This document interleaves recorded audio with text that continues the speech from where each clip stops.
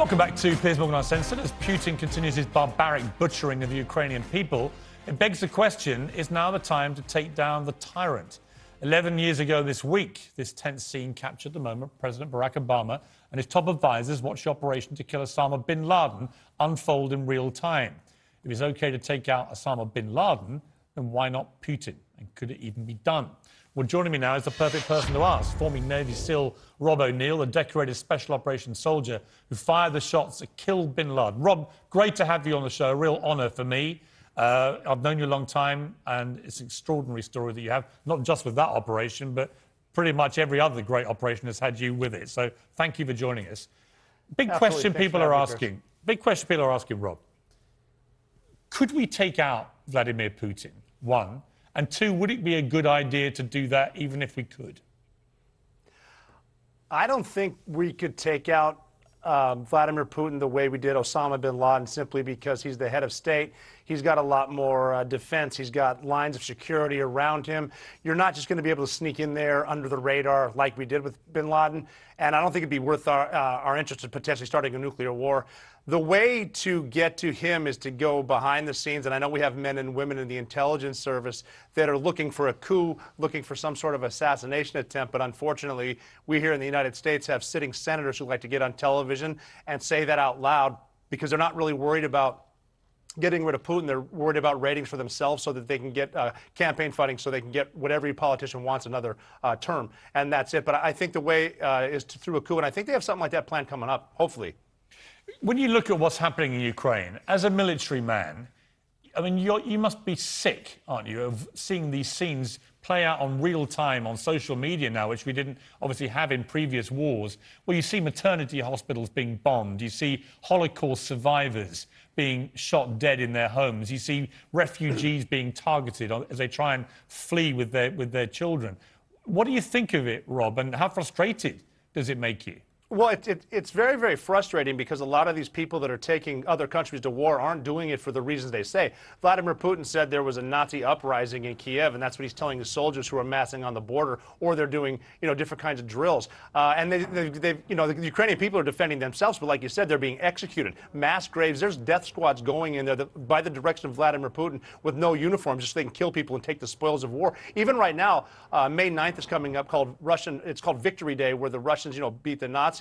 And they're going to celebrate it in Mariupol. They're having civilians clean up a theater site where they've killed hundreds of people in a bombing, the place where it said children inside. They had white flags outside. They're making civilians clear that out now, right, just for food, so they can eat, so that the Russians can have a parade there and show the Russian people back home, look, we're winning, look over here. Yeah, I mean, it makes your stomach churn. The difference between him and Hitler is one thing. Putin is armed with a nuclear arsenal of 6,000 nuclear weapons, and he's now started to use that in a very threatening way to prevent people getting engaged with him, which is not supposed to be the point of a nuclear deterrent. How do you deal with this new phenomenon of a nuclear power basically using the nukes as a protective shield to commit genocide? I mean, this is just proof that Vladimir Putin has always been playing the long game for Mother Russia. There was an agreement in the early 90s between the UK, the Americans, and the Russians that Ukraine gives up their nuclear arsenal that's a deterrent in favor that the Russians won't ever invade. And he eventually invaded. And now he's got the will, plus he's also got the terminal illness where he wants to go down as a great premier, one of the best of all time. And he's got the finger, a guy with dementia, possibly two guys with dementia, on their fingers on the trigger, and they're just throwing around the word nuclear like it doesn't matter. And to someone that old that wants to be, go down in history, what's he got to lose? I mean, maybe he'll do it. It's very, very scary. What we need to do is not just meet force with force. We need to meet that deterrent with the potential of greater force. And hopefully people close enough to Vladimir Putin. I mean, maybe soon when he goes, under anesthesia for surgery, maybe he just doesn't wake up. Who knows what they're going to do, because Russians are smart. I hope they're smart enough not to want to destroy the free world, because you got to figure a missile from Russia can be in the UK in under 200 seconds. I don't have the exact math, but it's fast. I mean, that is a terrifying fact, isn't it? And, he is saber-rattling. And the question is he mad? Is he bad? Is he both? And how, is he sick? We just don't know enough about Putin's state of mind to know whether actually it's in his calculus to potentially launch a missile. We just don't know, do we?